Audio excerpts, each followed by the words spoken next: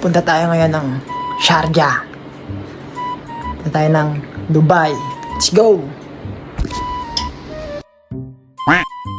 Ang galing, parang tanga lang. Ayaw. Basang-basa. Kalsada.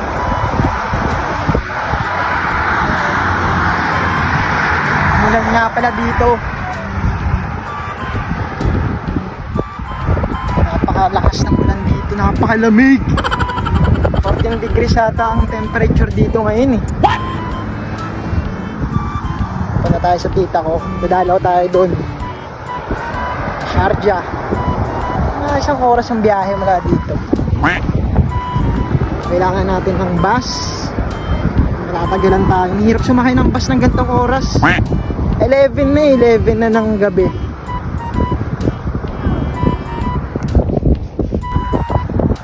May migo pa tayo.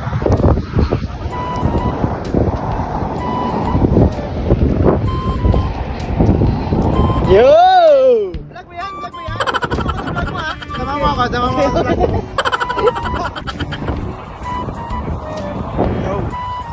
Napakalamig. Grabe. Outfit check. Damn! Bye na bye!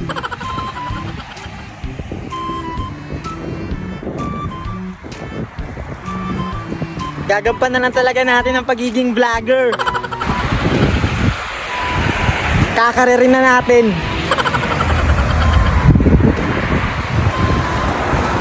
Yung mga nakakasalubong ko dito, kala talaga nila sikat tayo na vlogger.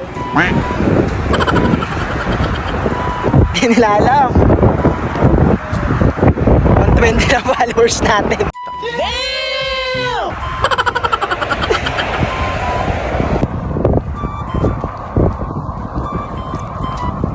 Pupunta tayo ng Sharjah kasi bukas wala tayong pasok.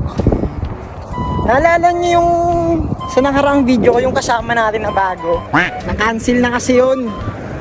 Isa rin sa dahilan ba't ako pupunta ng Sharjah kasi makapadyutihin ako bukas kasi kulang sila sa tao. Siyempre kailangan rin natin ng pahinga. Hindi naman ipapamana sa atin yung kumpanya eh. Ano sila? Sinuswerte. Ayun o. Grabe baha dito guys. Ayun o.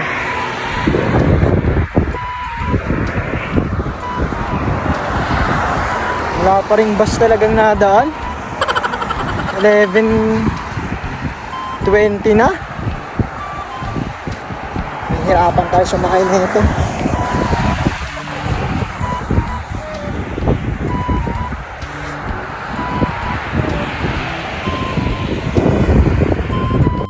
Grabe nga talaga ang pag-ulan dito. Ganito nga palang itsura dito sa Aldeid pag gabi na. Walang katao-tao sa kalsada. Feeling ko nga solong-solo yung kalsada. Kwento ko lang din pala.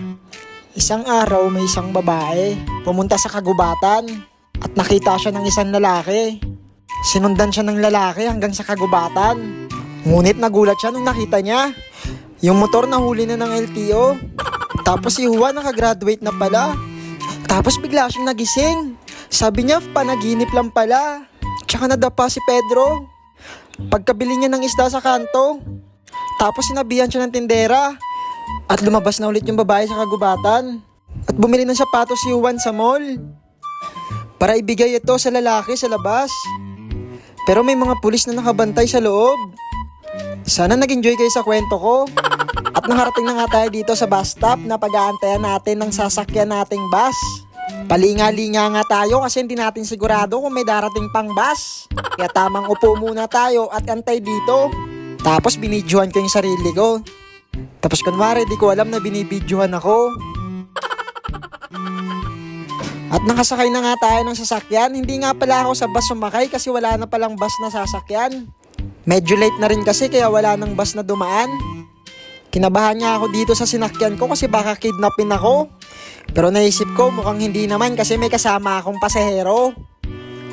Car lift nga pala tong sinakyan ko kung tawagin nila dito. Para tong mga private vehicle na ginagawa nilang pampasahero. At dyan nga din palang murang bilihan ng ginto dito. At malapit na nga tayo makarating. Pagkadating nga natin ay dumaan muna tayo sa isang cafeteria para bumili ng pagkain kasi medyo nagutom tayo sa biyahe. Ganyan nga itsura ng cafeteria nila dito. At yan nga, shawarma ang in-order natin.